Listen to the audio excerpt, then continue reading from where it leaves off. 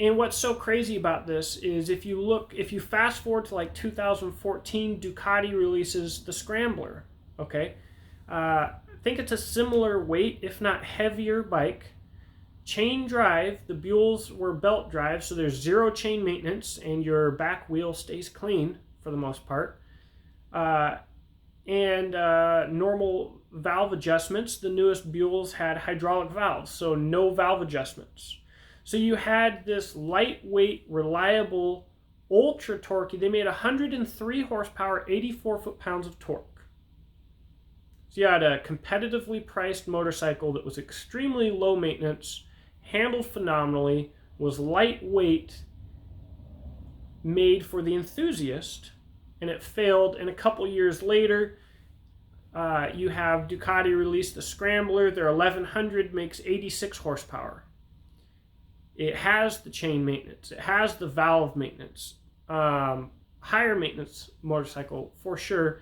And nobody cares that it can't compete with a inline 4 600. It's not even an argument. In fact, maybe the fact that the Buell was competitive with 600cc bikes was to its own detriment, because if it wasn't even close, maybe people wouldn't have even cared. But marketing is everything, and perception is everything. Maybe if they weren't advertised as sports bikes, I don't know. They weren't even fully faired. Even the faired model, the R model, wasn't fully faired. Now, of course, if you did want the fastest bike at the time, that was the Buell 1125R, which won the 2009 AMA Super Sport World Championship or whatever. And there's a lot that can be said about all of that. But that was using a Rotax engine sourced from Austria and made to Buell specs, of course, and assembled and done by Buell. But it's just weird. The whole Buell series is just weird. Now Buell's coming back out. Do I think that they're going to be successful? No, I don't. The market buzz that they're building right now is based on the name of Buell, but they're doing it without Eric Buell. He's been fired.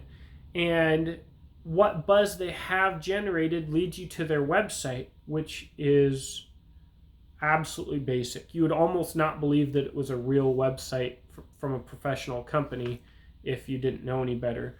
And all they have done really since making this announcement is shown off the existing 1190RX, the existing 1190SX, and a hill climb racer that they cobbled together that did well, that did win, but it's not a production anything, and it never would make sense for it to be a production anything.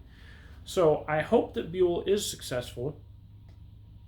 I don't think that they will be. And the thing is, for some reason to this day, maybe it was not putting enough money into journalist pockets. If you're not familiar with this channel, marketing gets me worked up. Like the Hudson cars of the 40s or the 30s or the 50s, whatever.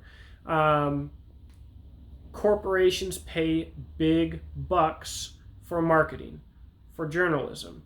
People gobble up this marketing as if it was grassroots honest. It is not. YouTube is not. There are very few big channels that are grassroots channels, but they're all designed to look like they are. So a lot of the media attention that Buell got was negative, because they sit here and focus on gets beaten by this, that, or the other motorcycle.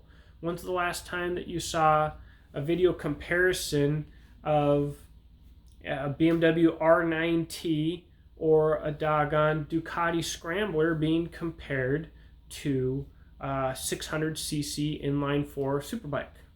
It would be a stupid comparison.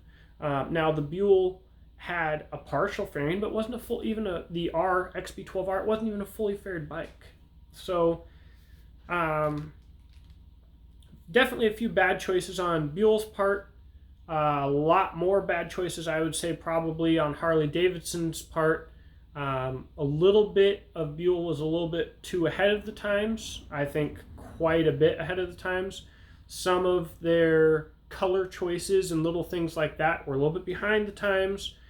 And they still have a negative stigma that is what the new company is trying to use to promote themselves in a positive manner. It doesn't seem like the best way to go, and they are getting attention, but that attention needs to go to a awesome website with lots of information, lots of visual stimulus to keep people excited, and we need to see bikes being produced right now, and we need to see them in distributors right now with the bikes that you currently have to be excited about a full line in 2024, which is way too close for most people with common sense to believe that you can engineer and design another 7 or 8 models of motorcycles and get them right by.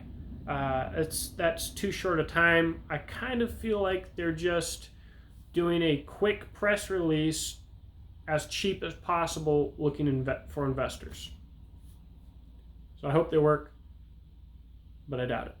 Thanks for watching. Let me know what you think in the comments section below, and I will get back on topic soon because motorcycle videos and news is definitely not my strong suit, I would say. Talk to you soon.